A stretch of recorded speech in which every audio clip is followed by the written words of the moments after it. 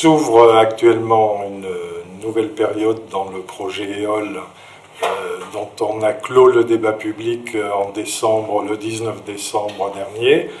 À la suite de ce débat public, des décisions ont été prises aussi bien par RFF que par le STIF de poursuivre ce projet.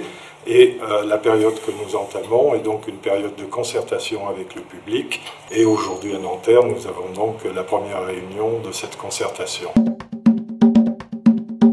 Cette réunion de concertation est très importante pour la SNCF, qui représente en fait la maîtrise d'ouvrage du transporteur et de Gares & Connexions, dans la mesure où en fait ça nous permet d'enrichir concrètement sur la zone de Nanterre tous les sujets qui ont été abordés dans le cadre du débat public. Donc ce qui est important, c'est de pouvoir recueillir les compléments au débat public de la part des élus locaux et des différents clients.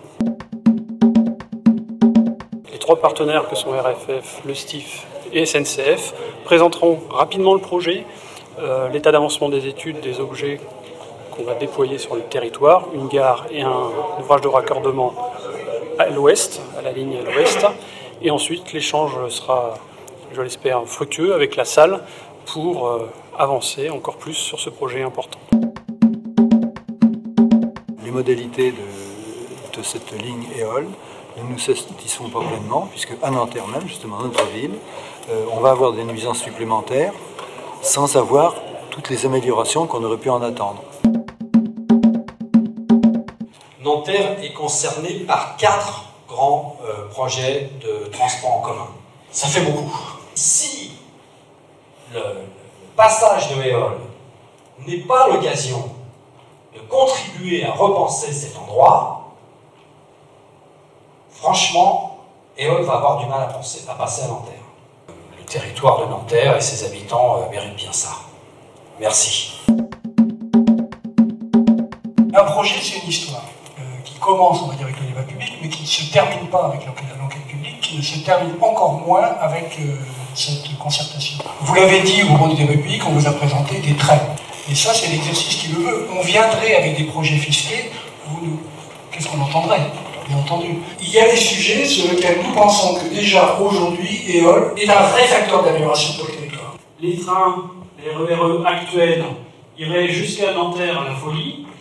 Et l'ouvrage de raccordement de la ligne EOL sur la ligne Paris-Nantes. Ces ouvrages, pour la majorité, s'insèrent sur un site existant. Le projet EOL ne pourra qu'améliorer les choses en termes d'insertion sur plusieurs points. Il est indispensable pour avoir un fonctionnement optimisé de l'ensemble de la desserte, d'installer des garages de rames et les zones de retournement au plus près des terminus. Quels sont les impacts? Je voudrais savoir ce qu'il en est exactement. Quelles sont les possibilités pour rendre les correspondances le plus facilement possible? Dans le cadre de différents groupes de travail, notre réseau est souterrain. Quelques mots de conclusion quand même. Cette réunion pour nous était très importante parce que le territoire de Nanterre est un des points les plus sensibles, les plus critiques sur le parcours du projet prolongement du RER à l'ouest. On est très attentif au traitement de l'insertion du projet dans le territoire, l'insertion paysagère, la protection des habitants contre les nuisances et le respect de leur cadre de vie. Monsieur le maire de Nanterre a bien vu ces avancées significatives dans la conception du projet qui prend en compte vraiment les préoccupations des habitants de Nanterre et des élus de Nanterre.